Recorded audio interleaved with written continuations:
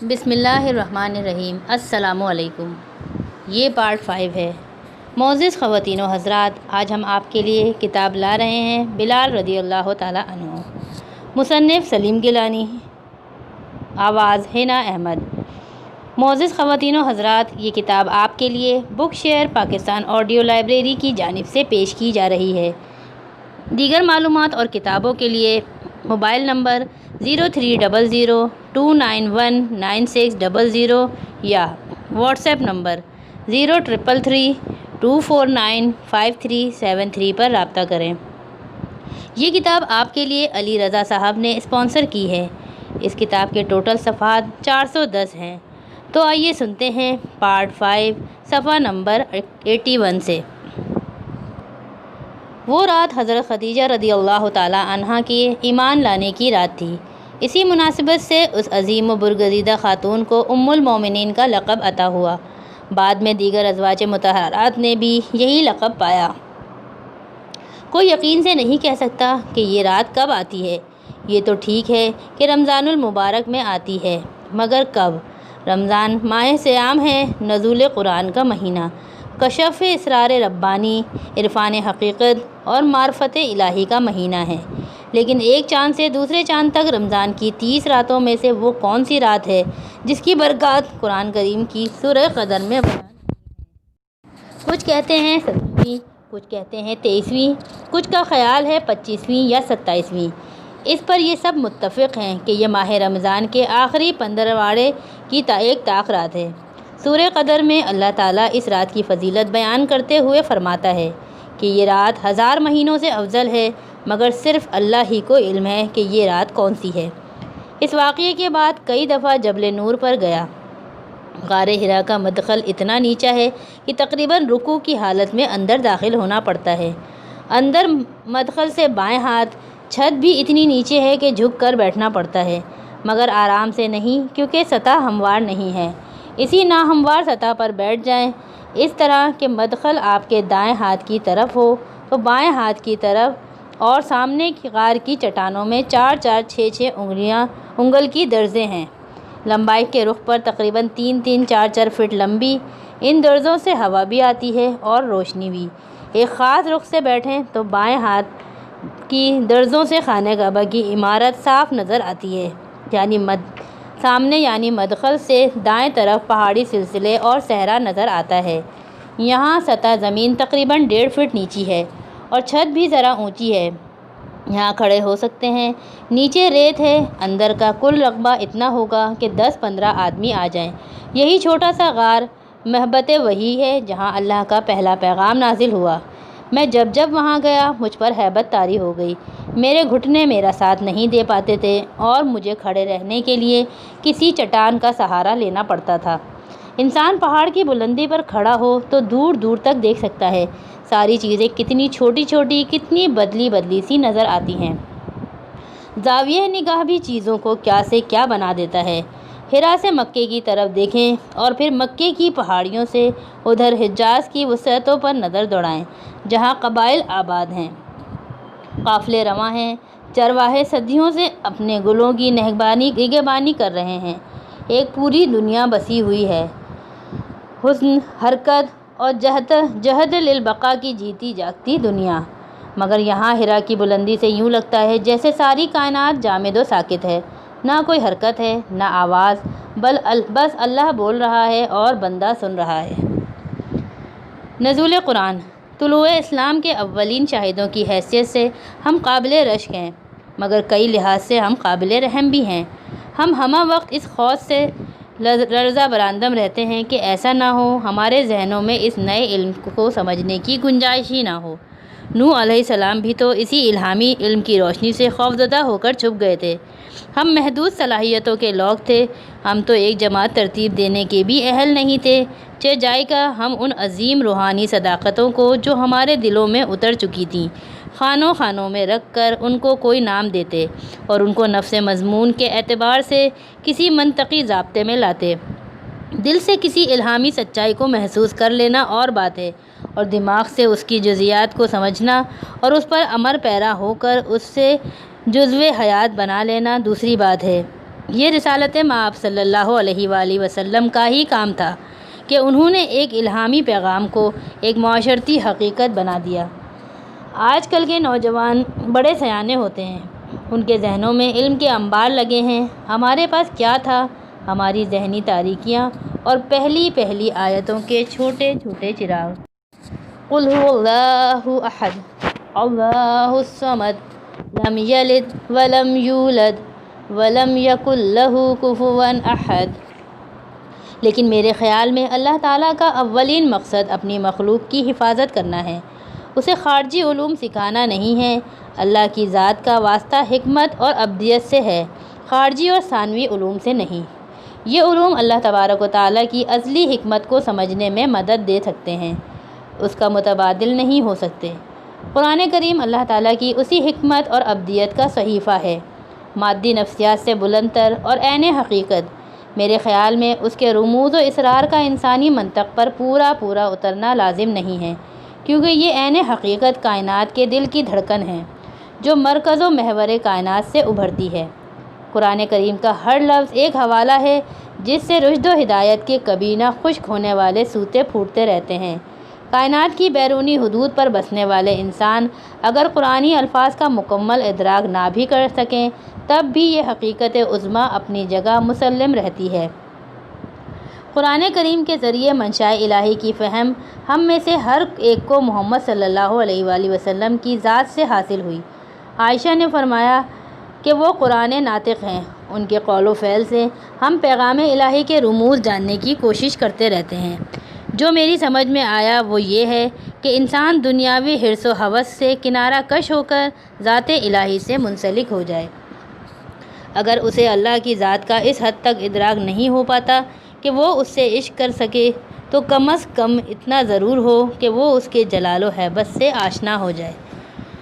مجھے جیسے چھوٹے چھوٹے ذہنوں کے کم مایہ لوگ ماورائی حقیقتوں کو سمجھنے کے لیے مادی علامتوں کا سہارا لیتے ہیں، میں جب خود اللہ تعالیٰ کے حضور پیش کرتا ہوں تو مجھے لگتا ہے میں کسی بلند و بالا برف پوش پہاڑ پر تنہا گہرے گہرے سانس لے کر برف سے دھلی صبح کی شفاف اور پاکیزہ فضا کو اپنے وجود میں جذب کر رہا ہوں۔ تازہ فضا سے میرا سینہ کشادہ ہوتا جا رہا ہے اور اس طرح شرح صدر اور کشادگی کے راستے سے اللہ تعالیٰ کا نور میرے اندر سرایت کرتا جا رہا ہے، اور پھر جتنا کچھ اس مٹی کے کوزے میں سما جائے، اس کی کثافت جتنی لطافت سمیٹ سکے، یہی میرے نزدیک قرب الہی ہے، جس کی ترغیب اور توفیق دونوں ذات الہی سے ملتی ہیں اور جو انسان کو انسانوں کی عقائد سے نجات دلاتا ہے۔ ہند سچ ہی کہتی تھی، میں تو واقعی واعظ بنتا جا رہا ہوں۔ میں نے بارہا رسول اللہ صلی اللہ علیہ وآلہ وسلم کو نزول وحی کے وقت دیکھا ہے۔ وہ بیٹھے بیٹھے، کھڑے کھڑے، لیٹے لیٹے یا جس حال میں بھی ہوں کانپنے لگتے تھے اور ادھر ادھر کی کوئی تخلیہ تلاش کرنے لگتے۔ سرد ترین راتوں میں میں نے ان کا چہرہ پسینے سے شرابور دیکھا ہے۔ ایک بار نہیں کئی بار میں نے وہ کرب محسوس کیا ہے جس میں وہ مبتلا ہو جاتے تھے۔ سارے بدن پر لرزہ، پریشانی کے عالم میں اپنی پسلیوں کو زور زور سے بھیجتے تھے۔ کبھی ایک ایک گھنٹہ خاموش لیٹے رہتے، نہ خود کچھ کہتے نہ ہمیں کچھ عرض کرنے کی جرت ہوتی تھی۔ نزول وحی اچانک ہوتا تھا۔ رسول کریم صلی اللہ علیہ وآلہ وسلم کو پہلے سے کوئی اشارہ نہیں ملتا تھا۔ کبھی گفتگو کے دوران میں، کبھی اپنے گھر کے اندر چلتے پھرتے، کبھی اونٹ پر بیٹھے بیٹھے۔ ایسے موقع پر وہ فوراً اونٹ سے اتر آتے تھے اور اپنے آپ کو کسی عبا میں چھپا لیتے تھے۔ نزول وحی کے وقت کبھی انہیں گھنٹیاں سی سنائی دیتی، کبھی پروں کے پھڑپھڑانے کی آواز، کبھی زنجیروں کی جھنکار۔ ایک فرشتہ ان کی خدمت میں حاضر ہو کر ان سے ہم کلام ہوتا، لیکن ہم جو ان سے صرف ایک ہاتھ کے فاصلے پر بیٹھے ہوتے تھے نہ سن سکتے تھے نہ کچھ دیکھ سکتے تھے۔ رسول پاک صلی اللہ علیہ وآلہ وسلم اس روحانی تجربے کے کرب سے باہر آنے کے بعد اس الہام کو بیان فرماتے۔ اس پیغام کا ایک ایک لفظ، ایک ایک حرف، ایک ایک زبر زیر منوعاً ارشاد الہی کے مطابق۔ اس کے بعد یہ آیات ربانی کسی کھال پر یا چھال پر یا کسی صاف ہڈی پر جو بھی اس وقت موجود ہو لکھ کر محفوظ کر لی جاتی تھیں۔ معینہ جیسے جبرائیل علیہ السلام انہیں لے کر آتے تھے۔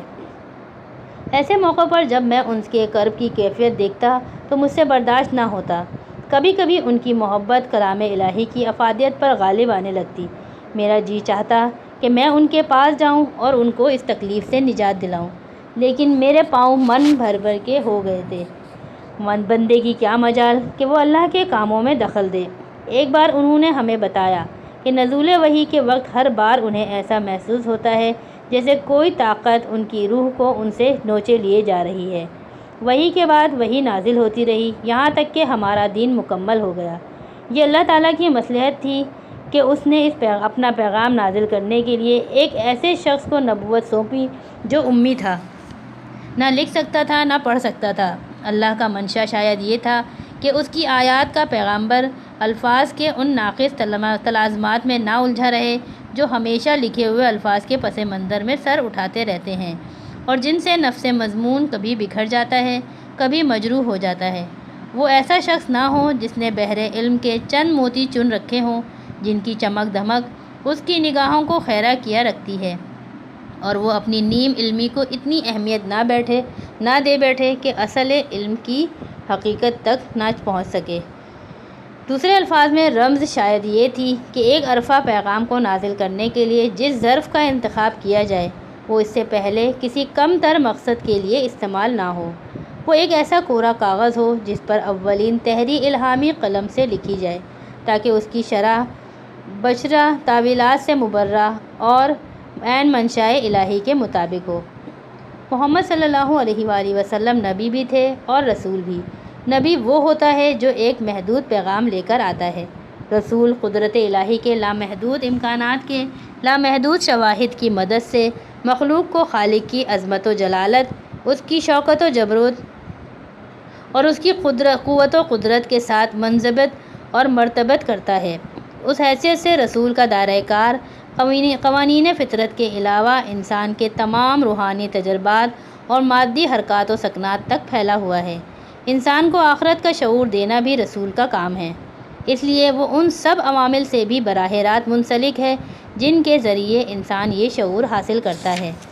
نبوت کا استحکام رسالت کی کامیابی کی ضمانت ہے۔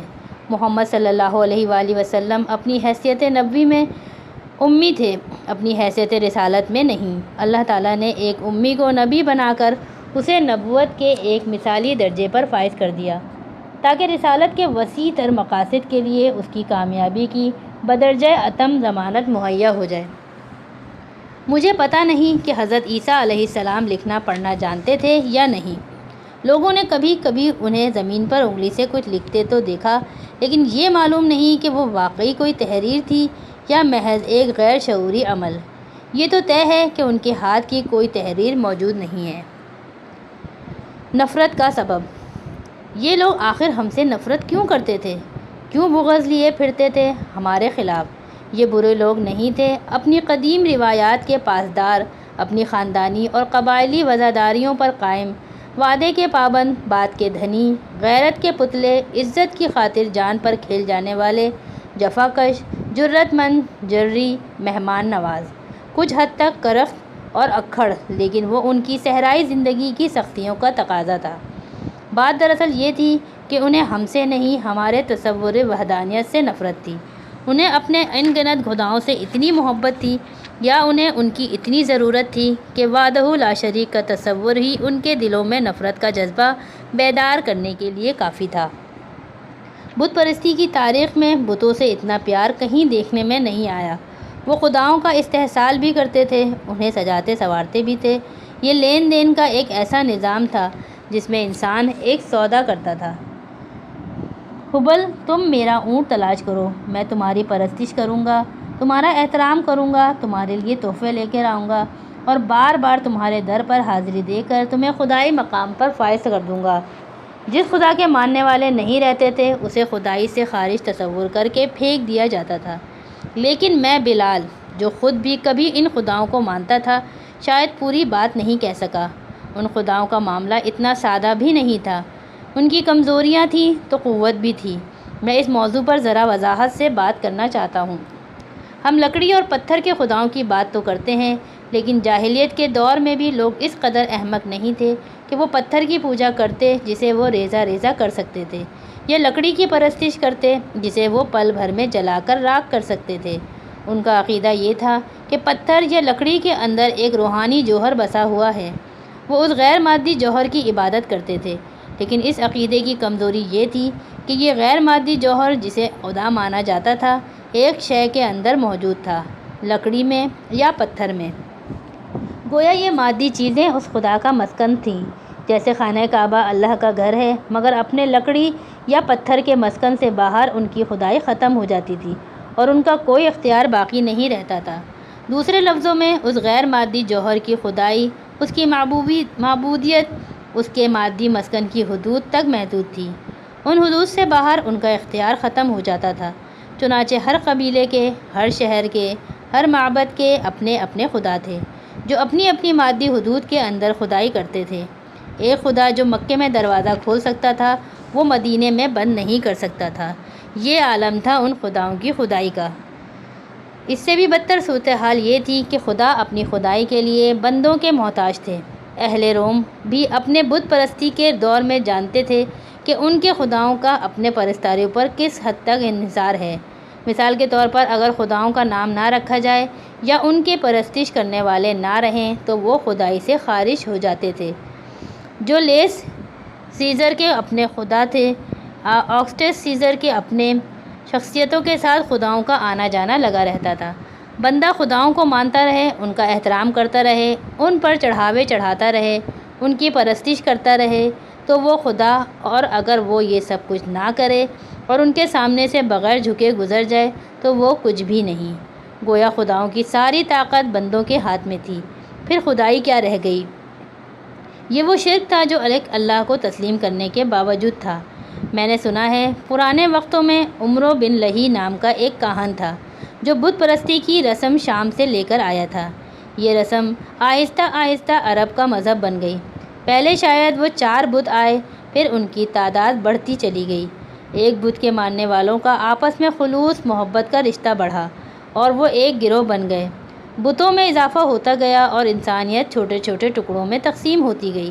ظاہر ہے یہ بٹوارہ اللہ وحدہ لا شریک کی مشیت کے خلاف تھا، کیونکہ وہ جو کل عالموں کا رب ہے ساری انسانیت کو محبت اور مودت کے رشتے میں پرونا چاہتا تھا۔ بت پرستی کی ایک وجہ میری سمجھ میں یہ بھی آتی ہے کہ مشرکین نے بتوں کو مرکز محسوس بنا کر انہیں پوجنا تو شروع کر دیا، مگر بت ان کے لیے مرکز ہدایت نہ بن سکے۔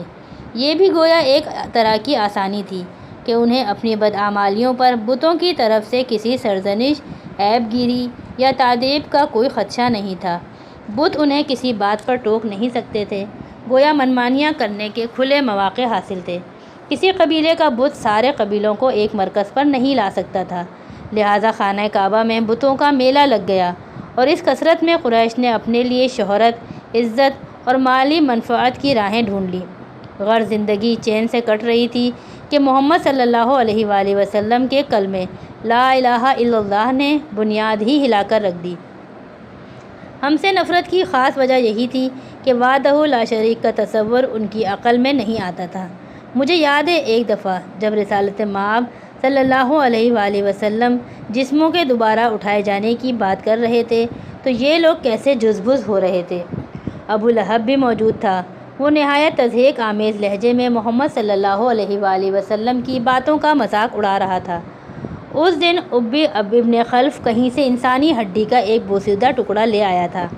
اب اسے اپنے انگلیوں سے چور چور کرتے ہوئے وہ سرور عالم صلی اللہ علیہ وآلہ وسلم سے کہنے لگا، تم اسے کہتے ہو کہ یہ ہڈی دوبارہ اپنی اصلی حالت میں انسان کے جسم کا حصہ بنا کر اٹھائی جائے گی، اس سے بنے گا انسان دوبارہ؟ اور یہ کہتے ہوئے اس بدبخت نے ہڈی کے چورے کو اپنی ہتھیلی سے پھونک مار کر رسول خدا صلی اللہ علیہ وآلہ وسلم کے چہرے پر اڑا دیا۔ رسول کریم صلی اللہ علیہ وآلہ وسلم نے نہایت تحمل سے اپنا چہرہ صاف کیا اور ابن خلف سے مخاطب ہوئے، جس نے ایک دفعہ انسان کو تخلیق کیا ہے وہی اسے دوبارہ بنائے گا۔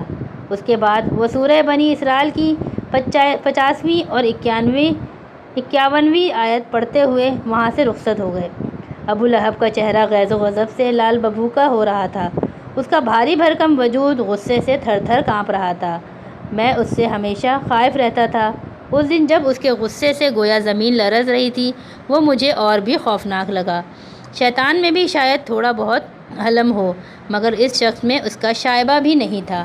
ابن خلف اور ابو لہب یہ سوچنے سے قاصر تھے کہ ان کی دنیاوی اہمیت تو شاید آخرت میں نہ منتقل ہو، لیکن ان کے وجود کا شاید کوئی حصہ وہاں پہنچ جائے۔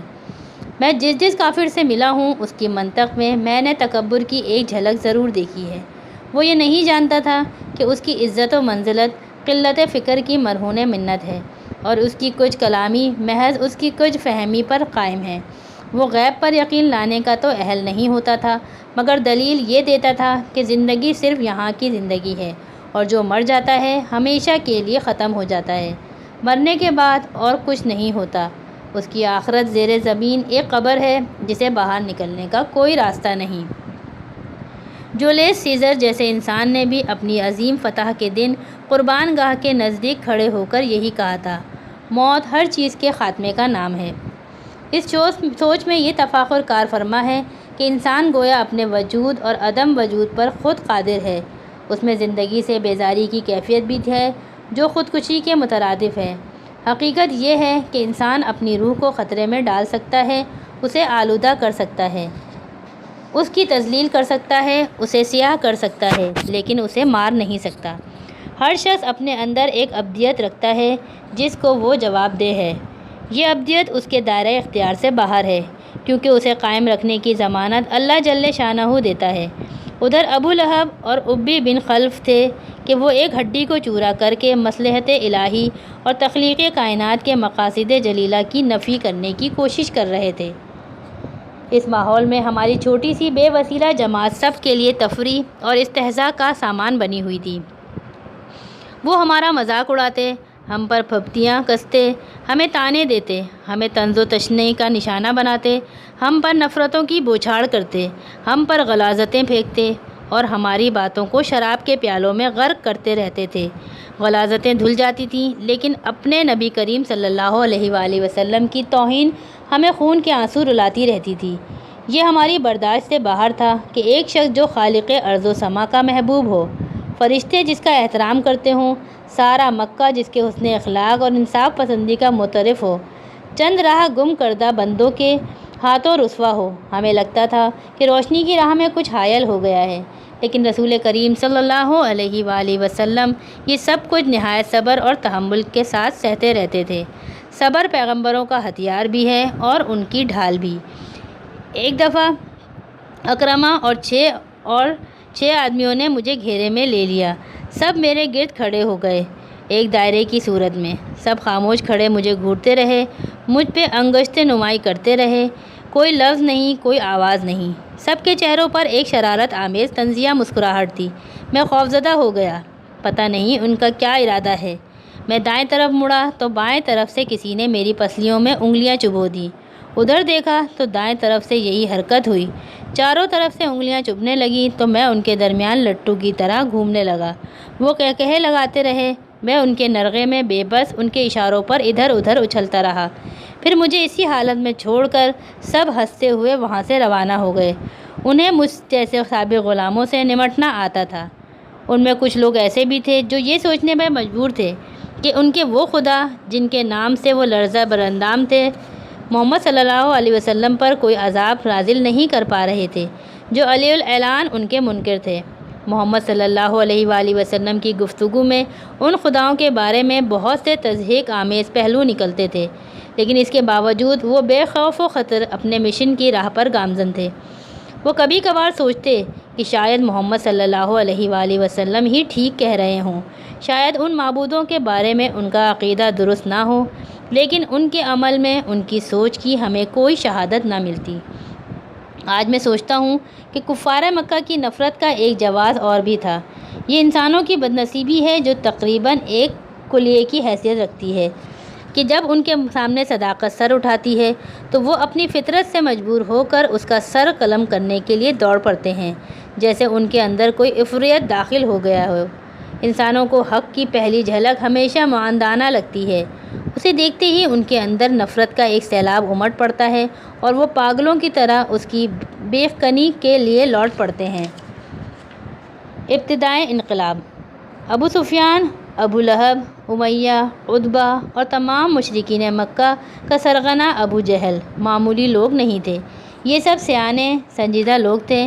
انہیں ابتدا ہی سے اندازہ ہو گیا تھا کہ اسلام کوئی عارضی جز وقتی تحریک نہیں ہے بلکہ ایک انقلاب ہے۔ محمد صلی اللہ علیہ وآلہ وسلم صرف اللہ ہی کا ایک نیا تصور لے کر نہیں آئے ہیں بلکہ وہ انسان کا بھی ایک نیا تصور پیش کر رہے ہیں۔ اسلام اپنے نظام زکوٰۃ کی وجہ سے چھوٹی بڑی ہر جائیداد اور ملکیت کے لیے ان کی نظر میں خطرہ تھا۔ جو صاحب نصاب ہیں وہ غریبوں کو اپنی دولت میں شریک کریں۔ یہ انقلاب نہیں تھا تو اور کیا تھا؟ اسلام غریبوں کی داد رسی پر ہی اکتفا نہیں کرتا تھا، ان کے حقوق بھی جتاتا تھا۔ اسلام یہ بھی تسلیم نہیں کرتا تھا کہ حسب نسب کے اعتبار سے کچھ قبیلوں کو دوسرے قبیلوں پر پیدائشی برتری حاصل ہے۔ اسلام کا مساوات کا سبق عرب کی ساری معاشرتی اقدار کے لیے چیلنج تھا۔ عرب ایسے قوانین کا متحمل نہیں ہو سکتا تھا۔ ابو جہل نے کوشش کی، ابو سفیان اور ابو لہب نے بہت سر مارا کہ محمد صلی اللہ علیہ وآلہ وسلم راہ راست پر آ جائیں۔ راہ راست سے ان کی مراد یہ تھی کہ وہ مشرکین کے نقطۂ نظر کو تسلیم کر لیں اور اپنے دین کی اشاعت سے باز آ جائیں۔ انہوں نے انہیں رشوت، منصب، اختیار، یہاں تک کہ کعبے کی آمدنی کا حصہ تک پیش کیا۔ وہ بیوقوف شاید یہ سمجھتے تھے کہ رسالت زمین سے نکلنے والی دھاتوں کے عوض خریدی جا سکتی ہے۔ سارے حربے بے اثر ہوئے اور ایک دن مکے کے طول و عرض میں محمد صلی اللہ علیہ وآلہ وسلم کا یہ اعلان گونج اٹھا: اگر تم میرے دائیں ہاتھ پر سورج لا کر رکھ دو اور بائیں ہاتھ پر چاند، تب بھی میں پیغام الہی کی تبلیغ سے باز نہیں آؤں گا۔ ہر شخص اس اعلان کی بات کر رہا تھا، کوئی علی الاعلان اور کوئی سرگوشیوں میں اس بیان کی قطعیت پر تبصرہ کر رہا تھا۔ مشرکین مکہ نے جب محمد صلی اللہ علیہ وآلہ وسلم کے منہ سے یہ الفاظ سنے تو وہ ہکا بکا رہ گئے۔ ان کو لگا جیسے ساری بساط ہی الٹتی جا رہی ہے۔ یہ کہتے ہوئے محمد صلی اللہ علیہ وآلہ وسلم کو ان پر طرز بھی آیا کہ وہ کیوں اس سادہ سی حقیقت کو نہیں سمجھ پا رہے۔ چلتے چلتے انہوں نے مشرکین سے یہ بھی کہا: اور تم اپنی اولاد کے قتل سے باز رہو۔ اولاد کے قتل سے کیا مراد ہے یہ میں آپ کو بتاتا ہوں۔ دراصل محمد صلی اللہ علیہ وآلہ وسلم کی تعلیمات نے گزشتہ 30 سال میں دنیا کو اس تیز رفتاری سے آگے بڑھایا ہے کہ حیرت ہوتی ہے کہ ہم ابھی تک زمین پر کیسے موجود ہیں۔ زمانے کی برق رفتاری نے کرۂ ارض سے ہمارے پاؤں اکھاڑ کر ہمیں کسی اور سیارے پر کیوں نہیں پھینک دیا؟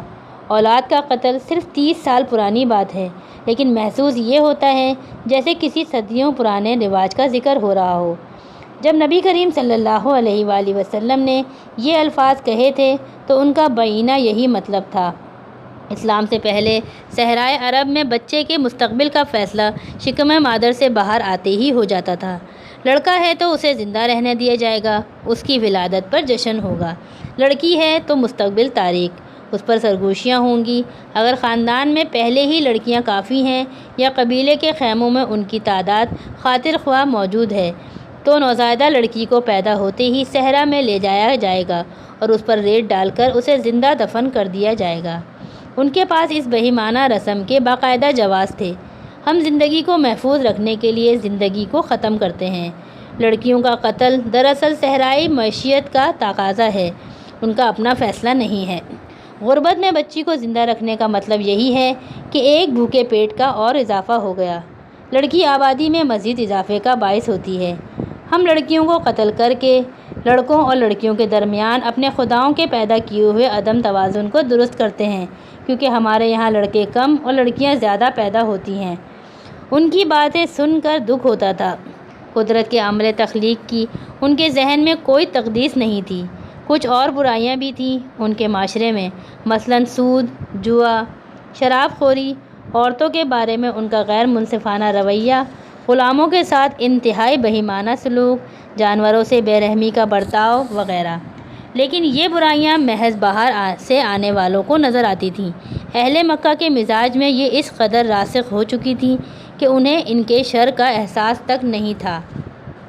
لیکن اس حمام میں کچھ اور لوگ بھی ننگے تھے۔ جب عربستان میں محمد صلی اللہ علیہ وسلم مردوں اور عورتوں کو مساوات کی تعلیم دے رہے تھے تو انہی دنوں فرانس میں عیسائی بشپوں کی ایک کانفرنس ہو رہی تھی۔ کتاب بلال رضی اللہ تعالیٰ عنہ کا پارٹ 5 صفحہ نمبر 99